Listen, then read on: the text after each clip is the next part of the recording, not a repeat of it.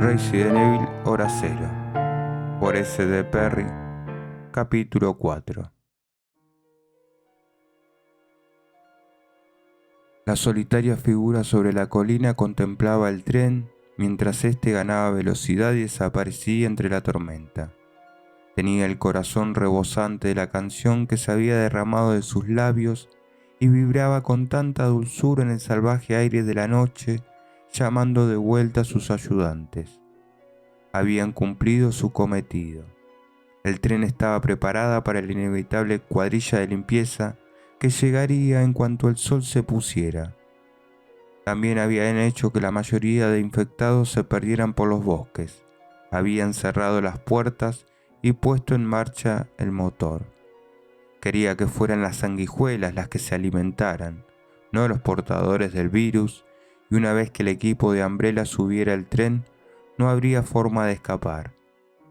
La lluvia caía sobre las sanguijuelas mientras éstas reptaban colina arriba contestando a su llamada, a sus deseos. Las recibió con una sonrisa al acabar su canción. Las cosas iban tan bien como pudiera desear. Después de una espera tan larga, ya no quedaba mucho. Su sueño se cumpliría. Se convertiría en la pesadilla de Umbrella y luego en la del mundo entero. Lo primero que tenemos que hacer es detener el tren, propuso Rebecca. Billy asintió con un gesto. ¿Alguna idea?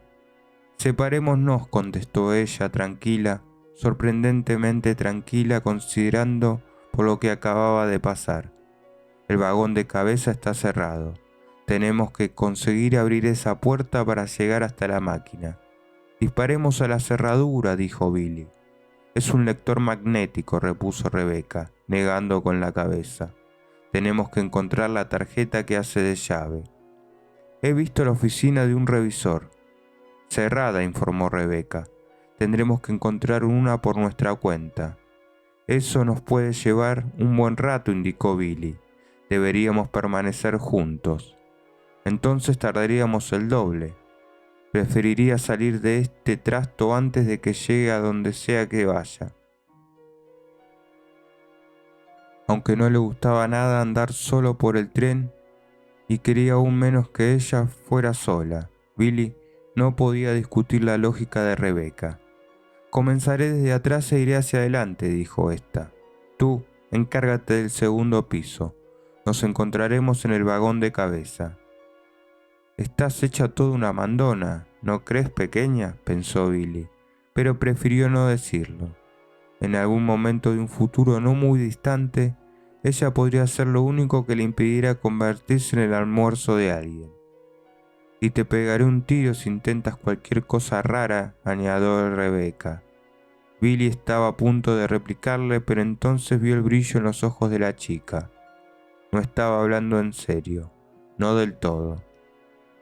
La joven hizo un gesto con la cabeza indicando el arma de Billy.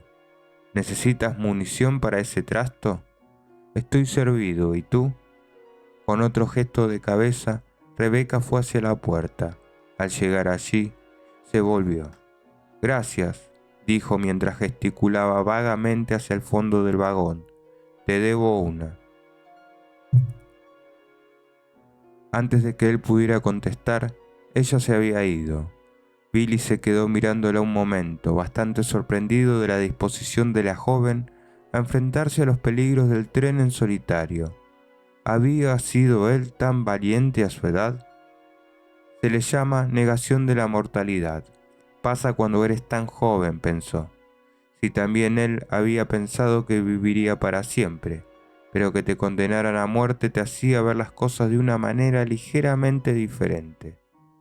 Se detuvo un instante para comprobar el vagón restaurante.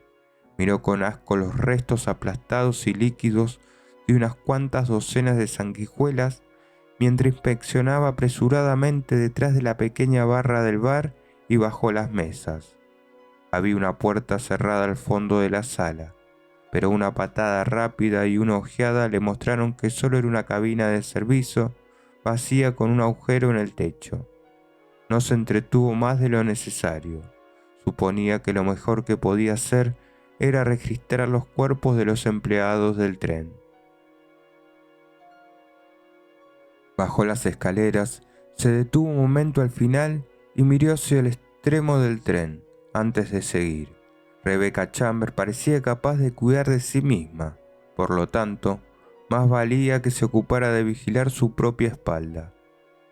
Volvió a cruzar la doble puerta, atravesó el primer vagón de pasajeros que seguía completamente vacío y respiró profundamente antes de dirigirse hacia el segundo. Lanzó una rápida mirada para asegurarse de que no había nadie por ahí y fue hacia las escaleras, sin querer mirar el cuerpo del hombre al que había matado. Ya había matado antes, pero no era algo a lo que llegaras a acostumbrarte si tenías conciencia. El olor lo alcanzó antes de llegar al segundo piso y avanzó más despacio, respirando superficialmente. Era como agua de mar y podredumbre. Cuando llegó arriba, vio el origen del olor y tragó bilis. Ahora sabemos de dónde vienen. Había llegado a un rellano al final de las escaleras. De allí partía un corredor que giraba a la derecha unos cuantos metros más allá y, desde el suelo hasta el techo, la esquina izquierda del rellano estaba cubierta por algo parecido a una inmensa tela de la que colgaban cientos de saquitos de huevos, como si fuera el nido de una araña. Pero esos sacos eran negros y húmedos y brillaban bajo la tenue luz de un aplique medio enterrado. Se balanceaban suavemente con el traqueteo del tren, lo que los hacía parecer casi vivos. Por suerte, estaban vacíos. Deseaba con todas sus fuerzas no encontrarse con la criatura que los había puesto. Se alejó lentamente de la esquina entelada, pisando los hilos de materia brillante que se esparcían sobre el rellano como una alfombra, mientras consideraba vagamente si, después de todo, el accidente del jeep había sido realmente una suerte. No quería morir de ninguna manera, pero un pelotón de fusilamiento organizado y limpio resultaba mucho más atractivo que ser devorado por un montón de sanguijuelas de formas cambiantes. No te líes, soldado, estás donde estás. Cierto, recorrió el corredor y se relajó un poco al ver que estaba vacío. Había dos puertas cerradas, una a cada lado del estrecho pasillo y ambas marcadas con un número. Por eso, y por la lujosa decoración, supuso que se trataba de cabinas privadas. Era una buena posición. Abrió la puerta, la 102, y se encontró en un pequeño dormitorio bien equipado y, por suerte, sin cuerpos ni sangre. Desgraciadamente, tampoco había mucho más, aunque sí encontró un montón de artículos personales en un pequeño armario. Había papeles, un paquete de fotos y un joyero. Abrió el joyero y encontró dentro un anillo de plata de un diseño poco corriente. Parecía parte de uno de esos grupos de anillos entrelazados con un claro dibujo hecho con muescas y giros. Como no estaba comprando joyas, lo volvió a dejar en el joyero y se dirigió hacia el otro compartimento. Cuando abrió la puerta del asiento 1, sintió una nueva esperanza.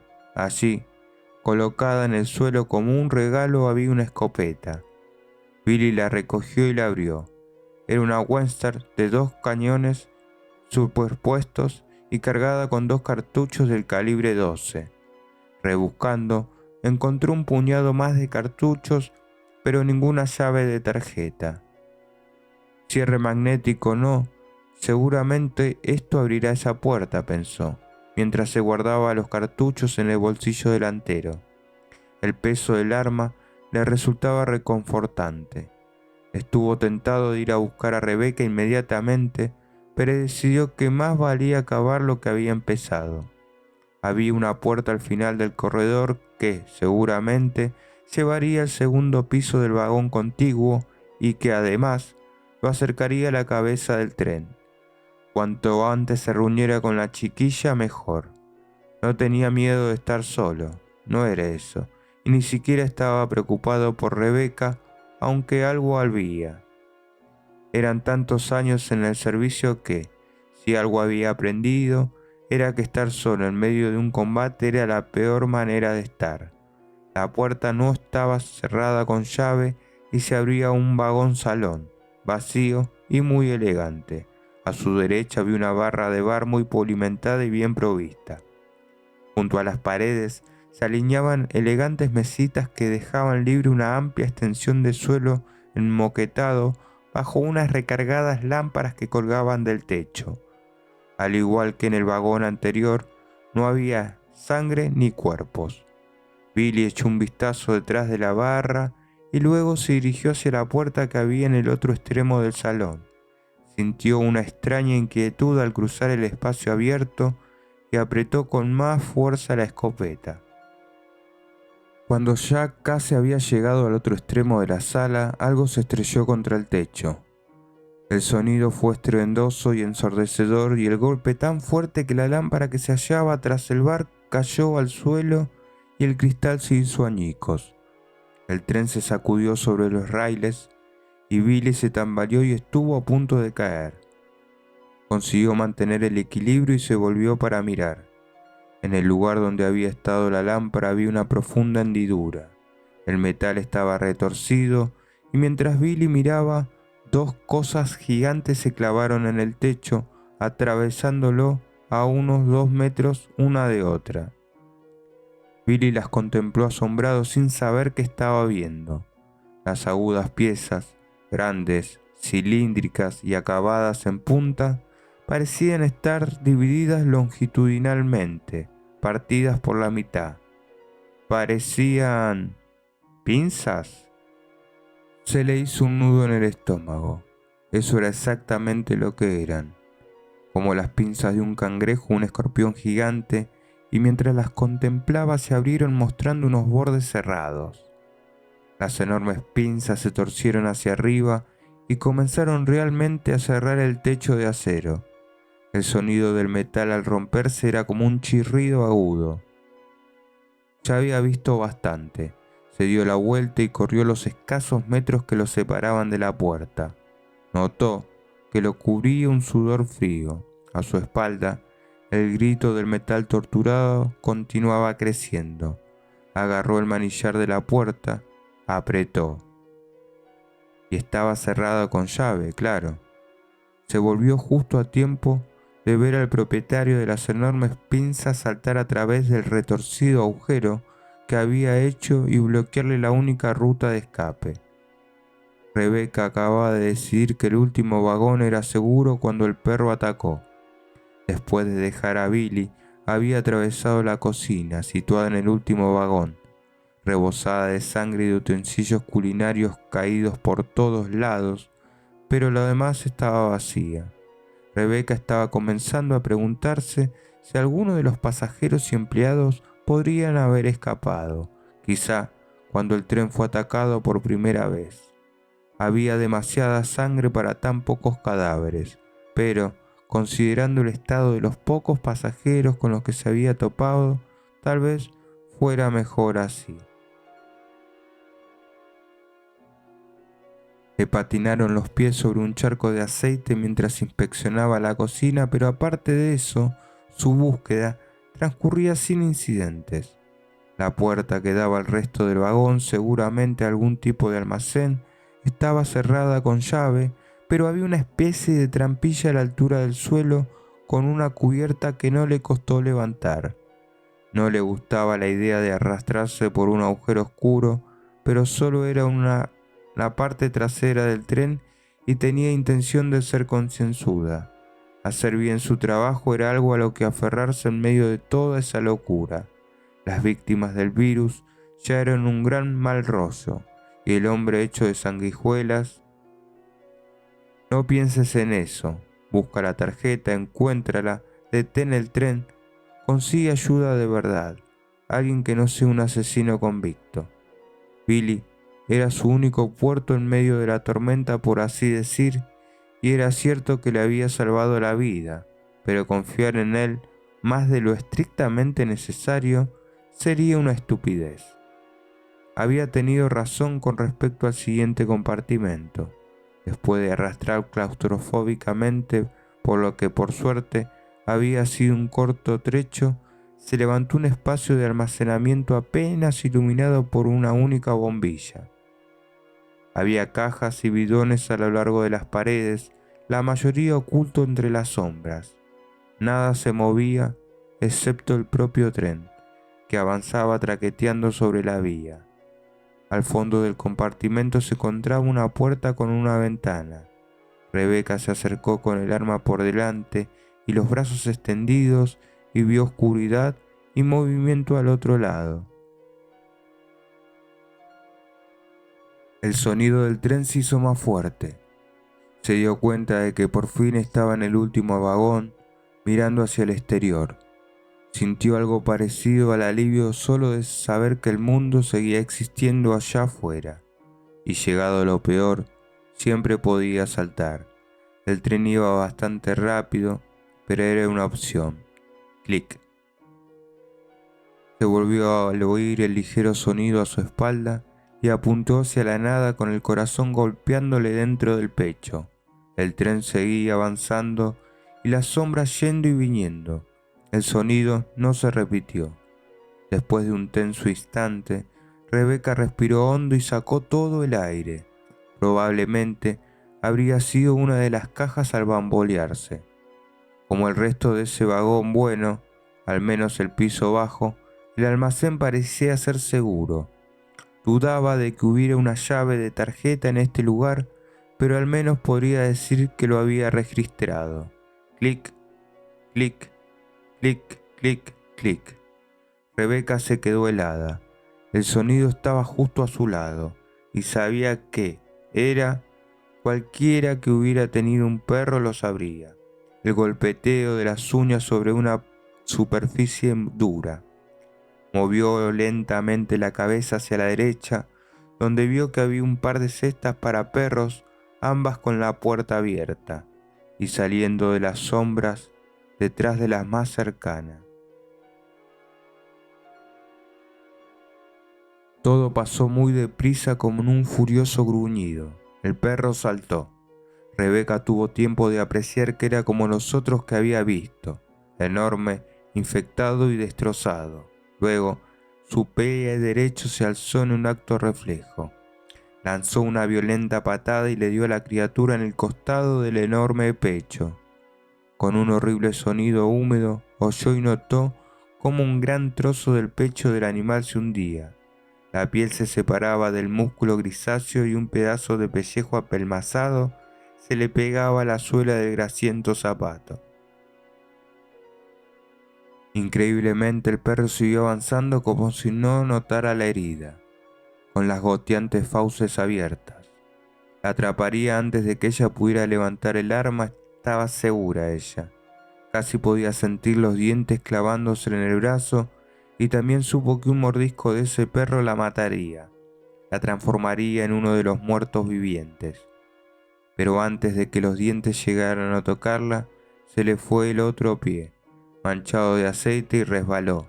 Rebeca cayó al suelo y se golpeó la cadera, pero el perro pasó sobre ella, soltando un penetrante olor a carne podrida. El perro llegó a tocarla. Llevado por el impulso, una de las patas traseras le había pisoteado el hombro izquierdo al pasar sobre ella. Su afortunada caída solo le había regalado un segundo. Rebeca rodó sobre el estómago, extendió el brazo y disparó. Le dio al animal mientras éste se volvía para seguir atacando. El primer tiro fue demasiado alto, pero el segundo dio en el blanco y la bala le entró a la pobre bestia por el ojo izquierdo. El perro se desplomó sobre el suelo, muerto ya antes de caer. La sangre empezó a derramarse alrededor del animal. Rebeca se alejó arrastrándose y se puso en pie. La virología no era su especialidad y solo tenía conocimientos básicos, pero estaba dispuesta a apostar a que la sangre del perro estaría caliente y sería altamente infecciosa. No tenía ningún interés en pillar lo que corría por ahí. Eso no era un resfriado común y corriente. Suponiendo que esto sea un virus, pensó, mientras miraba la masa podrida que había sido un can, Ese misterioso virus T del que había hablado Billy tenía tan poco sentido como todo lo demás. ¿Cómo se había extendido? ¿Cuál era su grado de toxicidad y con qué rapidez se multiplicaba en el cuerpo del portador? Se raspó la suela del zapato contra una de las perreras y esperó que el húmedo sonido de desgarro se le borrara de la memoria con la misma facilidad. De repente, vio algo brillando en las sombras. Se inclinó y recogió un pequeño anillo de oro grabado con un dibujo poco corriente. No parecía ser de oro auténtico y probablemente no valía nada, pero era bonito. Y teniendo en cuenta todo lo sucedido, se podía considerar afortunada de estar ahí contemplándolo. Lo que lo convierte en un anillo de la suerte, dijo, y se lo puso en el dedo índice de la mano izquierda. Le ajustaba casi a la perfección.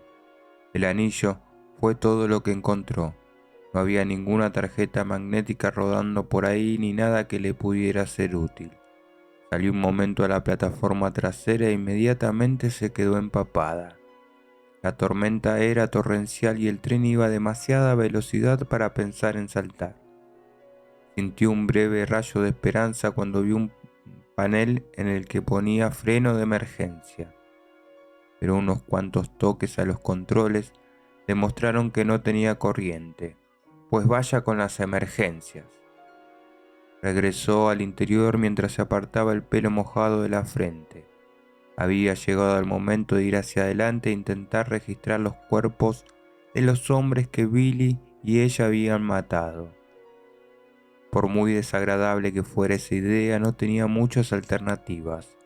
No sabían si alguien estaba conduciendo el tren o si iba sin control. Fuera como fuera, tenía que seguir controlándolo. Miró hacia el perro que yacía a su espalda una vez más antes de marcharse, por la puerta esta vez, y no pudo evitar pensar en la afortunada que había sido y en cuán fácilmente podría haber recibido un mordisco o haber muerto destrozada. No volvería a bajar la guardia. Solo esperaba que Billy estuviera teniendo mejor suerte. Dios bendito. Billy se quedó mirando con la boca abierta y el cerebro paralizado ante lo imposible que resultaba la cosa que tenía delante de él a menos de 10 metros. Podría parecerse un escorpión, si los escorpiones crecieran hasta tener el tamaño de un coche deportivo. El monstruo que había atravesado el techo del tren era como un insecto, de unos 3 metros de largo, con un par de pinzas gigantes y acorazadas a cada lado del rostro plano, y una cola larga e hinchada que se arqueaba sobre su espalda y acababa en un aguijón curvado más grande que la cabeza de Billy. Tenía muchas patas, pero Billy no estaba de humor para controlarlas, no mientras esa cosa avanzaba hacia él, emitiendo un sonido parecido al de un motor sobrecalentado al golpear el suelo con sus articuladas extremidades. La lluvia caía a raudales por el agujero del techo. Era como una escena infernal, con la criatura emergiendo de la húmeda niebla como en una pesadilla. No había tiempo para pensar. Billy se echó la escopeta de caza al hombro, la montó y apuntó al cráneo plano y chato de la cosa. Entre el movimiento del tren y el avance rasposo y tambaleante de la monstruosidad, le llevó unos segundos asegurar el tiro, unos segundos que le parecieron eternos. La criatura se acercó y a cada resonante paso los duros pelos de sus puntiagudas pezuñas arrancaban retazos de la elegante alfombra. Billy apretó el gatillo y la escopeta le golpeó el hombro con suficiente violencia como para causarle un hematoma. Diana. La cosa lanzó un chillido agudo y un borbotón de un fluido lechoso salió a presión del cráneo acorazado. Billy no se detuvo a evaluar el daño. Volvió a apuntar y disparó. ¡Bum! La cosa gritó aún más fuerte, pero siguió avanzando. Billy abrió el arma, hizo saltar los cartuchos y buscó unos nuevos. Hurgó en el bolsillo nerviosamente y los cartuchos cayeron al suelo mientras el monstruo cubría la distancia rápidamente, demasiado rápidamente. Le quedaba un solo cartucho en el bolsillo. Lo agarró, lo metió en el cañón y se colocó la escopeta a la altura de la cadera. Como no sirva el tiro le dio al monstruo en el centro de su desagradable rostro, a solo 1 metro de donde se hallaba Billy, tan cerca que notó que el calor del residuo de pólvora le golpeaba la piel desnuda y se le incrustaba. El agudo chillido se detuvo cuando un gran pedazo irregular de su exoesqueleto saltó por los aires desde la parte trasera de la cabeza del monstruo y salpicó la espasmódica cola de sangre y trozos de masa cerebral. Un temblor sacudió la cosa. Las enormes pinzas saltaron hacia afuera, abriéndose y cerrándose, y la cola aguijoneó en el aire. Con un borboteante grito final, el monstruo cayó al suelo y pareció desinflarse, mientras las pinzas y el resto del cuerpo dejaban de moverse. El olor que despedía como de grasa sucia, rancia y caliente era casi devastador, pero Billy permaneció inmóvil durante más de 1 minuto, esperando para asegurarse de que el bicho estaba muerto. Podía ver por dónde habían penetrado los 2 primeros tiros, ligeramente a la izquierda, aunque el último había sido bueno y había descascarillado la armadura que protegía los negros ojillos. ¿Qué era aquello? Lo contempló horrorizado, sin estar muy seguro de quererlo saber. Debía de estar relacionado con los perros y los muertos vivientes, con el virus T. El diario que había encontrado decía algo sobre que incluso pequeñas dosis causaban cambios de tamaño y agresividad, lo que significa que este tipo debe de haberse tragado unos 10 litros como mínimo. ¿Accidentalmente? Para nada. El diario también decía algo de un laboratorio, de controlar los efectos del virus y de que, hasta que lo pudieran controlar, la empresa estaba jugando con fuego. Las implicaciones estaban bien claras. Quizás el virus T se hubiera escapado accidentalmente, pero esa empresa, fuera la que fuera, sabía de antemano lo que el virus podía hacer. Habían estado experimentando con él. Pero, por el momento, lo único que importaba era que la cosa estaba muerta y que se había acabado el buscar la llave. A la porra, el ir solo. Si el rey escorpión tenía hermanos o hermanas rondando por ahí, Billy quería que fuera otro quien tuviera que aguantarlos. Recogió los cartuchos que se le habían caído y cargó la escopeta. Luego rodeó con cuidado el enorme cuerpo apestoso del monstruo y fue en busca de Rebeca. Quizá ella hubiera tenido mejor suerte. Justo al entrar en el siguiente vagón, Rebeca creyó oír un arma de fuego a su espalda. Se detuvo en la puerta y se apoyó en el marco mientras contemplaba aturdida el perro muerto y escuchaba atentamente. Los truenos retumbaban en el exterior. Pasado un momento, desistió de intentar oír algo y avanzó hacia la cabeza del tren.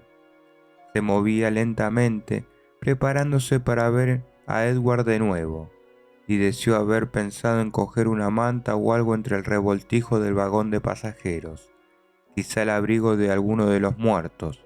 Lo que era seguro es que no tenía nada más, excepto una creciente sensación de indignación hacia quien fuera que hubiera dejado escapar el virus T y un fuerte dolor de cabeza de tanto contener la respiración. Ni llaves ni nada que pudiera servir para algo. Pensó en el cadáver del empleado del tren que había hallado en el vagón delantero, donde también se había encontrado con Edward. Quizá la llave que agarraba con su mano muerta resultara útil. Llegó a la esquina del pasillo y se obligó a doblarla, evitando el charco de fluidos que habían salido del perro muerto. Edward había desaparecido. Rebeca se detuvo en seco y se quedó observando el lugar. El segundo perro continuaba en el mismo sitio, pero un trozo de gasa roja y unas cuantas aplicaduras sangrientas era todo lo que indicaba que el cuerpo de Edward también había estado allí. Eso y el penetrante olor a putrefacción. Una brisa fresca y húmeda entraba por las ventanas, pero el hedor era demasiado fuerte para que pudiera con él. Todo pareció moverse a cámara lenta. Cuando miró hacia abajo y vio huellas sobre la sangre del perro, la siguió con la mirada. Las marcas de botas eran manchas rojas alargadas, como si quien caminara estuviera borracho o enfermo. No le había encontrado el pulso. El tiempo se ralentizó aún más. Finalmente alzó la mirada del suelo y vio el borde de un brazo desnudo. Alguien a quien no podía ver estaba justo al final del corredor. Alguien alto, alguien que calzaba botas. No, exclamó, y Edward se apartó de la pared y quedó a la vista. Cuando la vio, sus labios resecos se abrieron y dejó escapar un gemido. Avanzó rígidamente hacia ella, con la cara gris y los ojos en blanco. ¿Edward? Él continuó avanzando, tambaleándose, rozando la pared con el hombro empapado de sangre. Los brazos colgando sin fuerza a los costados y el rostro vacío sin rastro de inteligencia. Era Edward, era su colega, pero Rebecca alzó la pistola, dio un paso atrás y le apuntó. «No me obligues a hacerlo», dijo, mientras una parte de su mente se preguntaba cuán parecido a la muerte era el estado en que el virus sumía a sus víctimas. Debe de haber reducido el ritmo cardíaco. Edward gimió de nuevo. Parecía desesperadamente hambriento, y aunque sus ojos casi no se distinguían bajo la nube blanquecina, Rebecca alcanzó a verlo como para entender que eso ya no era Edward. Él se tambaleó, acercándose. «Descansa en paz», murmuró Rebecca, y disparó. La bala le perforó un limpio agujero en la sien izquierda. Lo que había sido Edward permaneció completamente inmóvil por un instante, sin que desapareciera su expresión embotada de hambre, y luego se desplomó sobre el suelo. Cuando Billy la encontró unos minutos después, Rebecca aún seguía allí, apuntando con la pistola al cadáver de su amigo.